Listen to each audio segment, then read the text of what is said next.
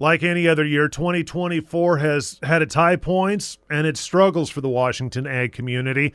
But how's the farming community across the Evergreen State faring right now, top to bottom? I recently had a chance to sit down with Washington State Department of Agriculture Director Derek Sandison to get his take on the Washington farm economy. Well, Glenn, it's a very challenging time, and I think there's a lot of concern about the viability of agriculture, just from the standpoint of the numerous issues they're facing in inflation, cost of production increasing, that sort of thing, but labor costs. But the price the farmers and ranchers are receiving are just not keeping up with the increases in the operating costs. So I think that's sort of an overarching issue. We held a conference in Tri-Cities back in May that was really aimed at documenting the challenges, economic challenges being faced by our farmers. And we're working with Washington State University Impact Center to put together a report for the state legislature that, again, I think it's very important that we're able to document in clear terms what's actually happening. So there's those kinds of issues, production issues, variable. And we had real problems this year because of that cold snap back in the winter that really affected our pear production way down, somewhat affected cherry production, but although the product we were able to put on the market was really high quality and did well. Apple production, second year in a row of high production, but again, for various reasons, production costs one of them, but also continuing weakness in foreign markets like India. We're just not able to move the quantity of product that we were able to do, say, in 2017. So again, mixed bag. Wheat prices are down. Yields were pretty good, even though we faced a drought year. So kind of a mixed bag overall, though, again, very challenging times that we need to work hard to sort of provide support for the ag and the ranching industries. Director, what impact is a lack of a farm bill having on Washington's ag community right now? At the moment, it's okay. We're still covered under we're basically still covered under the previous one, but previous farm bill. But it's extremely important. To start with, our nutrition programs are supported. About 80% of farm bill funding is for nutrition, but the remaining amount that supports very important farm programs that we rely on heavily. For example, NRCS, Natural Resources Conservation Service funding for such things as the Odessa groundwater replacement project that we're doing out near Moses Lake. A lot of the funding for that program right now is being funded through the Farm Bill, through the it's called a Public Law 566 program.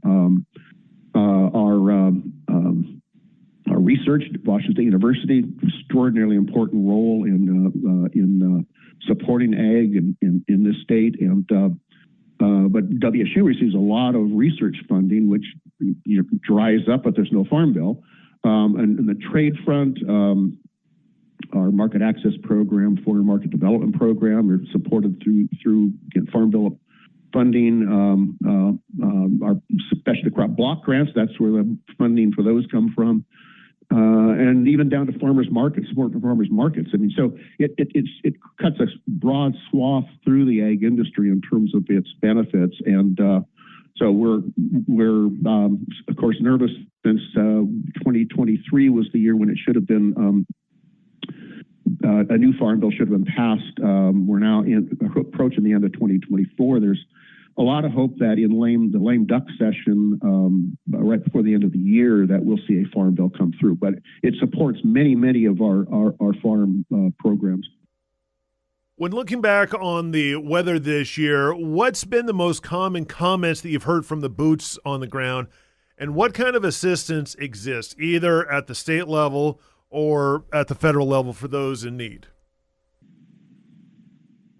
So the two things that, and I think I touched on both of them, was the freezing weather that we had during the winter. It was a prolonged period of very, very cold weather. Did some damage to, again, pears, I think, in Washington were hit the hardest. But to some extent, some of our wine grapes were affected, or grapevines were affected. Some cherry damage, not a lot of apple damage, but some. So there was that. But then the other factor was the drought, and that in this state in this year it affected Yakima Basin probably more than any other part of the state. And we had the shutdown of the Rosa Irrigation District for a while. I think, though, in just focusing on the drought for a minute, I think one thing that this year demonstrated was the resiliency of our irrigation districts and reclamation districts in terms of being able to weather these kinds of drought events. It's improved. It's not good. I mean, we still have issues associated with trying to keep trees alive during a period when you're not getting the water you would normally have. But I think the measures that have been put into place for conservation and the effective use of water, it's just sort of paying off in terms of being able to withstand something that 20 years ago would have been somewhat devastating. So and then we're continuing to build the kind of resiliency through water supply projects that would be needed going forward in terms of dealing with drought. The weather, the cold snap during the winter, one of the interesting facets of that was, and you asked about support, but for affected farmers, but British Columbia's wine industry was devastated by that same cold snap, and most of the vines in the BC interior were destroyed, basically either killed back to the roots or killed entirely. And it's going to be several years before they're able to recover. Because it takes, time you replant or retrain, it's going to be several years before you get a crop again. So we played a role. The State Department did as well, and U.S. Department of Ag, Foreign Ag Service helped, working with British Columbia and the Canadian government in terms of opening the doors to allow our wine grapes to be purchased by the wineries in British Columbia and help keep that industry supported while they recover from the damage. And on the domestic levels, the state and the country, I mean, again, Farm Bill programs, crop insurance, and others are the way in which it's a federal relief system, including the WIP Plus program that helps farmers offset the financial impacts from severe weather events. And as we're watching right now, the situation in the southeastern part of the United States, obviously critical need, and back to the reason we need the Farm Bill, critical need to support farmers there who have been devastated by two hurricanes in succession. Director, Washington, of course, is such a trade-dependent state. Do you think enough is being done to expand the opportunities Washington producers enjoy? And what changes, if any, would you like to see made?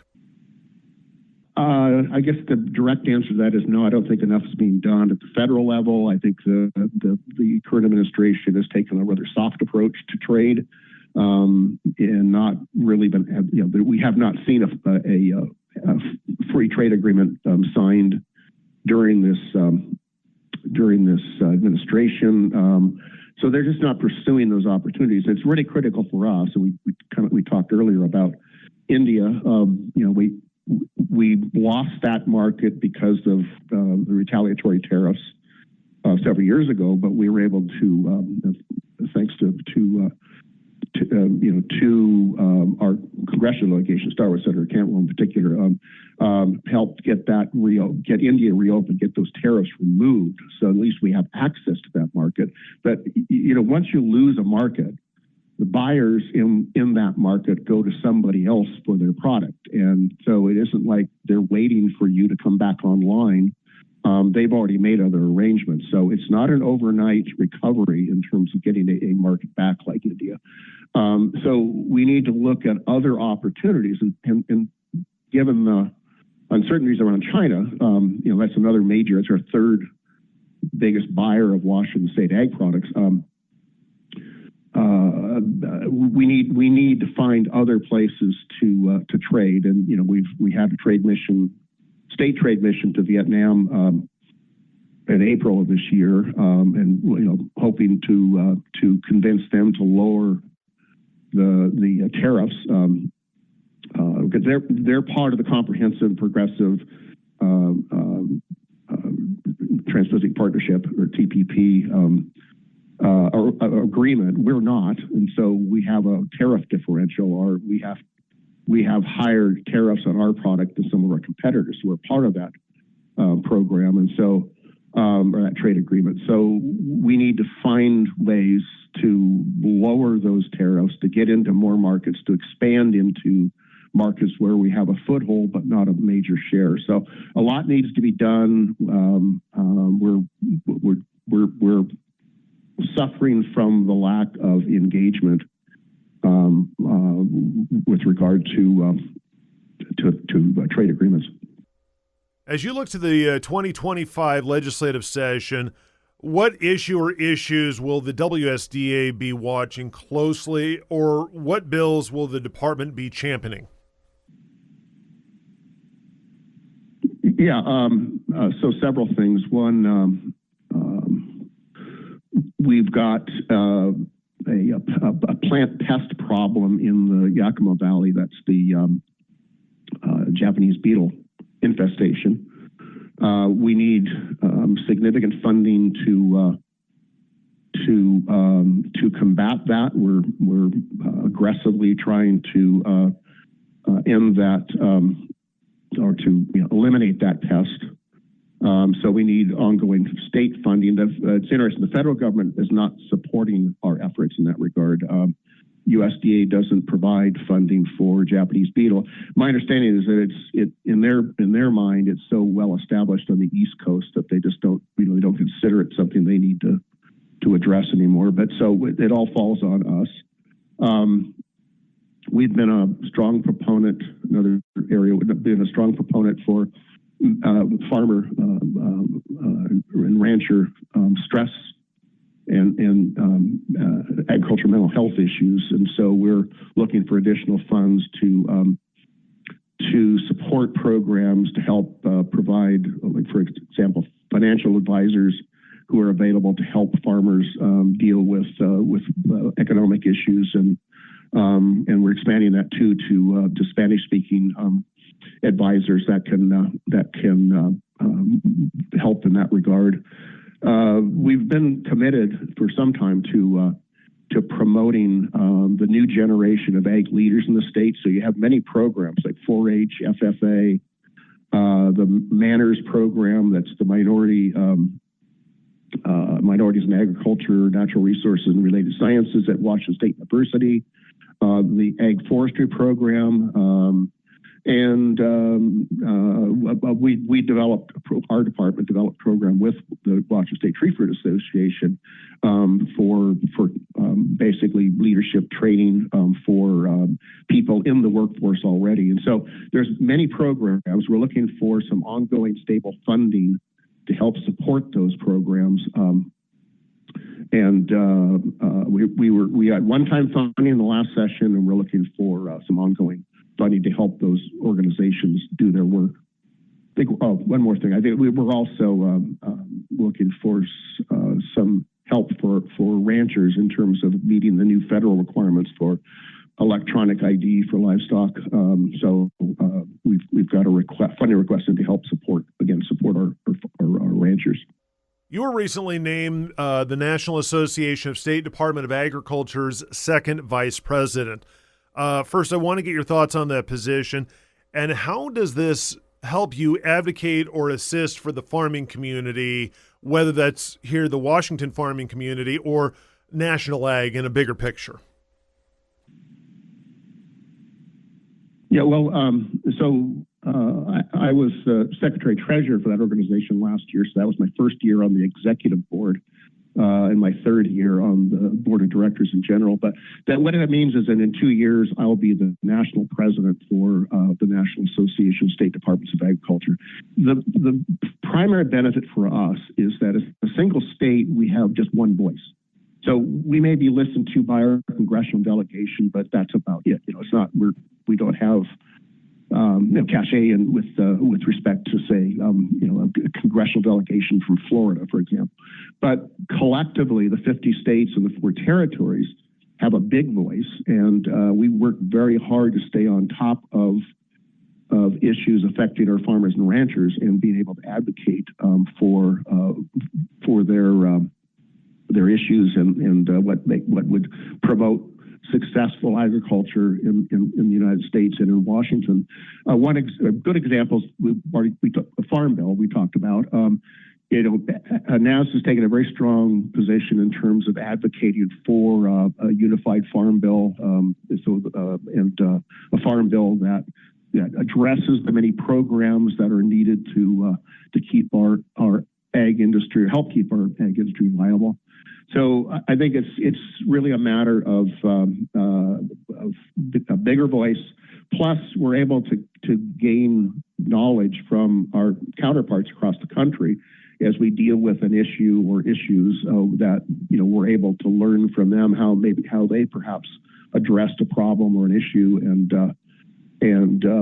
again, that's just good technology transfer, and it passes down through the staff, where the staff gets involved in interacting with the staff from other states and again, trying to work through issues. We had a good example is the avian influenza in milk and cows.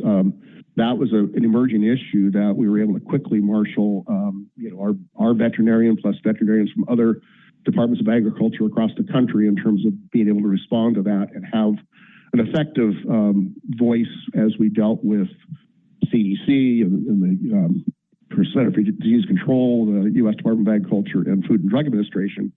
So that's how we can respond quickly to issues because we network so well among the other states. So I just think it's a really valuable organization, and I'm really pleased to be part of the executive board. So. Director, before we let you go, what do you want farmers and even non-farmers to know about the Washington ag community? And what does the State Department of Ag have in the coming year, 18 months or so, that really should be on the radar of farmers? So it's important, I think, for farmers. I mean, one of the things that's important for them to know is that what we're trying to do as an agency and again in cooperation with Washington State University and others to bridge what we call the urban-rural divide, where you've got a large population in Puget Sound, many people who come from some other state or some other area of the world and don't understand where their food comes from and how important ag industry is to our state. So it's extremely important that the people in the urban centers understand what the challenges of rural Washington and trying to maintain viable agriculture and forestry programs and industries. And I think that's, again, where a lot of our focus is aimed at it. And so we do outreach all over the state, particularly in those urban areas, in terms of trying to explain, again, exactly where their food comes from. And I think it's important too that, I think that we want to make sure that our farmers and ranchers are recognized for the stewardship they provide for our land, our water, and our natural resources. So a lot of, from where I stand, is a lot of this is really trying to promote better understanding of again the value and the importance of our agricultural industry. So one of the things we learned from the Census of Agriculture, which was released by the U.S. Department of Agriculture in February this year, and it's done every 5 years. So we were able to compare conditions in 2017 versus 2022. we did notice a significant drop, a 3,000 plus drop in the number of farms in Washington. And that's very concerning. The other thing that was of real concern was that the number of family farms are dropping. So we're seeing more corporate ownership and other kinds of, similar types of ownership versus family farms. And that's a troubling trend for rural Washington, and something we've got to, it goes back to what we talked about in terms of the difficulty farmers in basically having a positive bottom line. That's the production costs, all the pressures that are that sort of get laid on the ag industry, and individual farms and ranchers, but those are having a detrimental effect of maintaining a large number of farms, and a majority of farms being in family ownership, which again, to rural communities, that's very important. So we've taken that into account where, as we do the work with Washington State University on the ag viability assessment, that's something we'll focus on very hard, is what how do we stop that erosion of the number of farms and number of family farms. Once again, that was WSDA Director Derek Sandison.